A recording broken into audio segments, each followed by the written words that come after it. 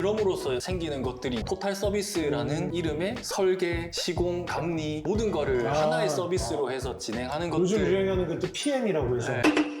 저는 그걸 많이 느꼈거든요. 건축사랑 시공사가 한 라인에 서 있으면 서로 견제가 안 되니까 그거 소위 말해서 노답이더라고요. 상호 간의 견제도 필요하고 땅을 이제 중개한 중개사 쪽도 그렇고 3자 간의 적절한 견제를 통해 가지고 건축주한테 이로움을 주는 게 사실 가장 원칙인데 이게 뭔가 PM이라고 한다는 것 자체가 뭔가 라인이 하나라는 거잖아요. 역할을 좀 명확하게 하는 부분은 필요하지 않나 싶어요. 건축업계에서 PM, CM 뭐 네. 여러 가지 용어들로 이야기되고 있는데 CM은 보통 이제 조금 더 전문적인 공사적인 네. 거, 건설 사업 관리에 대한 부분을 이야기하고 PM은 말 그대로 프로젝트 매니징에 네. 대한 전반 조금 더 광범위한 영역에 대한 내용인데 어떻게 보면 건설 관리에 대한 부분은 시공사, 설계자, 감리라는 좀 전문 영역들이 영역이죠. 있다 보니까 네. 사실 소규모 건축에서는 그런 부분의 역할은 오히려 시공사를 잘 선택하고 네. 설계사무소를 잘 선택하는 게 더 중요한 부분일 것 같고 맞죠. 오히려 PM의 역할이라고 하면은 사업 전반에 대한 관리, 네. 뭐 금융에 대한 부분이나 맞죠. 부동산 매입할 때 이제 컨설팅, 건축주의 예산이나 자금 스케줄에 따른 부분들을 관리해주고 나중에 뭐 임대 관리나 건물 관리, 매각에 대한 그런 전반적인 사업의 영역에 있어서의 뭐 컨트롤을 또 비전문가인 건축주가 하기에는 좀 한계가 있다 보니까 그런 부분에서 저희 이제 프로젝트들 중에는 좀 도움을 많이 받는 분들도 계시더라고요. 네. PM 수수료가 보통은 2억, 뭐 3억 이렇게 나오고 있는데 근데 실제로 중소형 건물 같은 경우는 저도 직접 지어보면서 느끼는 거지만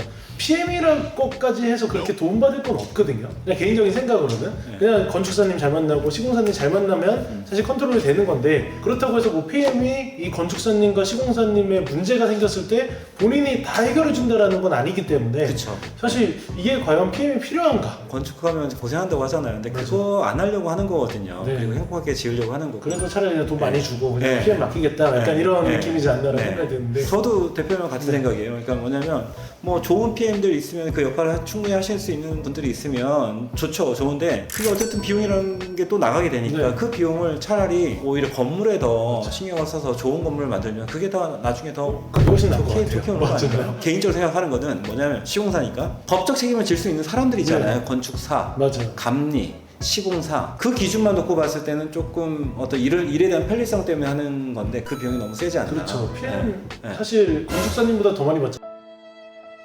그쪽 시장에서 또 새로운 시장이 또 열리기도 하는 건 저희는 좋아요. 아, 저도 사실 좋아요. 네. 거래량이 늘어나고 네. 일단 시장이 더 네. 열리니까 좋다. 네. 근데 저는 딱 그 생각이 들더라고요. 아, 이러다가 이거에 피해를 많이 보는 사람들이 생길 것 같고 있죠. 사실 지금 같은 시기가 네. 딱 1, 2년 사이 PM이 엄청 유행이었잖아요.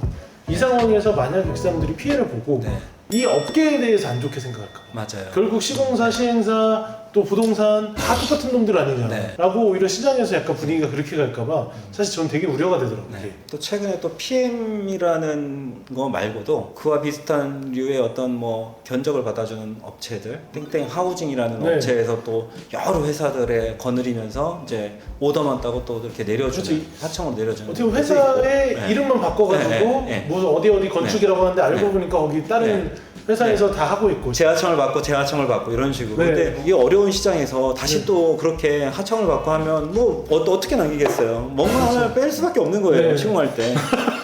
아니 이거 너무 시장을 적나라하게 지금 모든 업계가 마찬가지겠지만 시공사도 열심히 양심적으로 잘하는 네. 업체들이 많은데도 몇몇 업체들 때문에 그 시장이 망가지듯이 약간 PM도 마찬가지인 것 같아요. 그게 분명히 역할이 필요하고 그게 필요한 분들도 분명히 있을 거예요. 그런 그러니까 사례도 많이 보셨죠. 네, 피해 그러니까. 필요한 사례들. 네. 왜냐면은 저도 상담 받아보면은 네. 이게 애초부터 자기가 원하는 건축이가 안 되는 건물을 땅을 매입해서 네. 들고 오는 경우도 있고 건축사를 미리 찾아오거나 아니면 진짜 체계적으로 부동산 매매 계약을 체결해 줄 수 있는 중개 법인이랑 일을 하거나 하는 사례가 사실 극히 드문 것 같아요. 오히려 동네 이런 로드 부동산 통해서 전문적인 자기 예산이나 여건이나 건물에 대한 정확한 분석도 없이 부동산에 또 소개해준 설계사무소 만나서 설계하고 설계 끝났으니까 시공사 아무데나 견적 받아서 그냥 계약하고 가고 체계 없이 진행되고 있는 현장이 사실 대부분인 것 같아요. 그러다 보니까 문제가 많이 생기고 그러니까 그 문제를 해결하기 위한 방법은 분명히 필요할 것 같긴 해요. 잘 하고 계신 분들이 네, 분명히 맞아요. 잘하는 분들이 근데 많이 있습니다. 분명히 그것도 옥석을 잘 가리는 판단이 필요할 거고 결국은 모든 계약의 주체는 건축주기 때문에 네. 건축주 본인이 어느 정도 공부를 하시고 PM 계약을 하든 플랫폼 계약을 하든 시공사 계약을 하든 설계사무소 계약을 하든 본인이 그 계약에 대한 책임을 져야 되기 때문에 사실 돈 벌어도 정말- 자기 책임이고 돈 잃어도 자기 책임인 거잖아요, 건축주. 맞아요. 그러니까 사실 누구도 그거는 책임지지 못하는 맞아요. 부분이기 네. 때문에 잘 그런 옥석을 가리는 눈이 필요한 것 같기는 해요. 그 맞습니다. 분야 자체가 틀렸고 맞고의 문제는 네. 아닌 것 같고.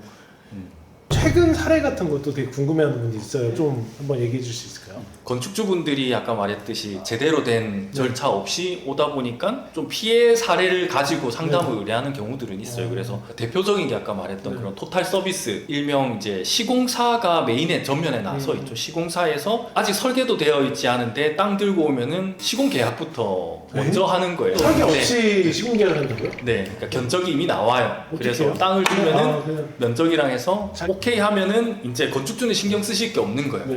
그냥 그 시공사에서 소속돼 있는 뭐 이제 몇 군데 건축사들이 있죠. 그 건축사 통해서 설계를 하는데 어차피 시공사가 직접 공사를 할 거기 때문에 설계도 제대로 할 필요가 없는 거죠. 그냥 인허가만 받아주면 되니까 인허가만 받아서 본 공사에 들어가게 됐을 때 시공사가 애초에 계약한 대로 이제 금액이 그대로 가지는 않겠죠. 당연히 이제 여러 가지 명목을 가지고 설계와 달리 계약, 창조적으로 짓겠네요. 예, 금액을 증액을 하기 시작하는데 그걸 뭐 건축주가 이제 오케이를 하면은 그대로 진행이 될 거고 네. 그리고 진행이 된다 해도 과정에서 일어나는 무수한 문제들에 대한 부분이 건축주가 컨트롤할 수가 없죠. 왜냐면은 설계해준 건축사도 시공사의 하청업체인 거고 네. 감리자도 하청업체인 거고 견제를 할 수 있는 사람이 아무도 없고 이제 건축주 편에서 뭔가 판단해줄 사람이 시스템이 전무한 상황에서 공사가 진행이 되는 거죠. 그러다 보면 계속 추가 공사비 해서 끝내는 문제가 생기는 경우들이 많고 물론 잘 끝나면은 건축주분은 편하게 신경 안 쓰고 뭔가 마무리가 될 수도 있겠죠. 그리고 그런 과정에서 제일 많이 오시는 게 결국은 기존 계약했던 것보다 공사 들어가기 전에 설계가 끝나고 나서 증액 계약을 요청을 들어왔을 때 이제 건축주가 생각해도 조금 납득을 못하는 상황 때문에 오세요. 그러면은 저한테 요청 주시는 게 이걸로 다시 한번 시공사 비용 견적을 받아보고 싶다. 했는데 설계를 제대로 한 게 없으니까 결국은 비용 견적도 새로 받을 수가 없고 이 금액이 적정한지를 판단을 할 수가 없는 상황인 거예요. 하고 싶으면 이제 처음부터 다시 시작을 하셔야 되는 그런 그러니까 거죠. 어떻게 보면 기초부터 탄탄히 가야 되는데 네. 기초 없이 그냥 해는 거네요. 뭐 최근에는 그런 피해 사례로 좀 도움을 요청해 주셨던 어. 건축주분이 제일 많았고 네. 네, 결국은 제일 해결하기가 제일 힘든 이미 케이스들이었던 딴 데랑 것 계약을 해놨던 네, 상황이다 그러니까 보니. 계약 관계도 정리를 해야 네. 되지 이때까지 몇 개월 걸쳐서 설계 진행했던 네. 것도 처음부터 다시 진행하고 시간이 든다는 말은 결국은 또 금융 비용으로 귀결이 되다 보니까 잘 되면 좋겠지만 건축이라는 게 공산품이랑 다르게 이게 눈으로 볼 수 없고 네. 손으로 만질 수 없는 거를 미리 비용을 주고 나중에 건물을 받는 거니까 이게 변수가 너무 많을 수밖에 없는 거예요. 그리고 원칙대로 해도 네. 여러 가지 암이 나온다거나 집안 상태가 안 좋다거나 여러 가지 민원이라던가 변수가 생길 수 있는데 건축주가 통제할 수 있는 것조차도 변수로 가져가니까 문제가 생길 소지가 훨씬 더 많아지는. 저희 시공사 중에 에피소드는 작년에 저희가 건축비를 견적을 내줬어요. 네. 그때 제 기억으로 한 25억 정도 나왔던 것 같은데 한 4-5개 견적을 받고 제일 저렴한 업체로 시공을 했는데 그 회사가 이제 부도가 난 거예요. 네. 근데 알고 보니까 그 회사가 공사 중인 건물이 한 12개 되더라고요. 시공사가 지옥이네요. 그 12개 중에 마감이 거의 끝난 데는 그나마 다행이고 이제 땅 파기 시작한 회사도 있고 근데 비용을 보니까 땅을 이제 파기 시작했는데 벌써 건축비를 50% 이상 준 거예요. 와. 그러니까 최대한 그 회사는 최대한 건축비를 더 땡겨 받아서 다른데 마감하는데 그 돈을 쓰려고 돌려막기를 했었어. 돌려막기 하려고 엄청 노력을 했었던 흔적이 보이더라고요. 얘기 들어보니. 근데 그분이 이제 건축가 찾아왔어요. 저희를 찾아와서 이후에 진행을 좀 부탁을 하는데 1층까지 타설을 해놨더라고요. 네. 콘크리트 타설을 해놨는데 저희가 못해요. 그 얘기는. 왜 못한다고 말씀을 드렸냐면 어떻게 시공하는지 알 수가 없어요.